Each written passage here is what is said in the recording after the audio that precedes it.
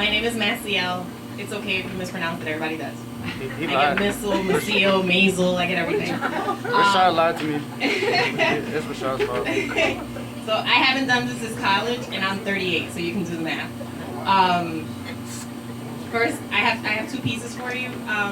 Before I do that, I want to give a shout out to my family who's loving enough to be here for me tonight. They're all in the back. I can't see them, but I know they're there. So I have two sons, and people always ask me, will you ever have a daughter? And it's always scared me. And I always say that it's too easy to mess up a girl, especially a black girl. So when I really sat down and thought about it, this is what I came up with.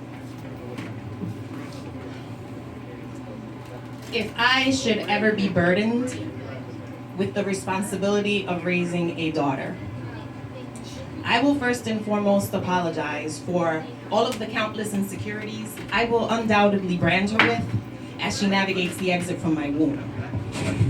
I will tell her that they were passed on to me by her grandmother, nurtured by society's distorted ideals of beauty, and very well fed by the countless broken men from which I futilely sought validation. I will hold her hands, so much smaller than my own, and promise to try to counter the side effects of her inheritance with the gifts of self-awareness and emotional intelligence. I will stand her in front of a mirror, lift her chin, square her shoulders, point out her mother's eyes, inquisitive and full of wonder, her father's lips, unpursed and always seeking answers, her lanky arms, well made for embracing those babies she will bear on her grandmother's hips one day.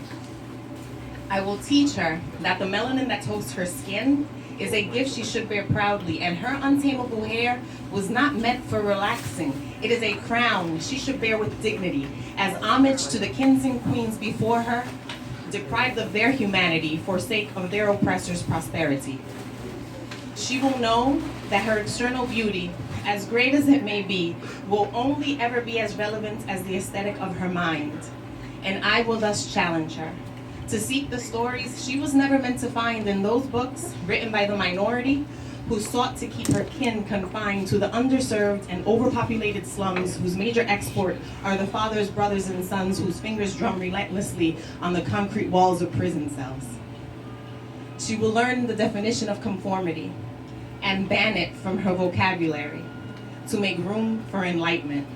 And that will be one of her favorite words, besides no, that is.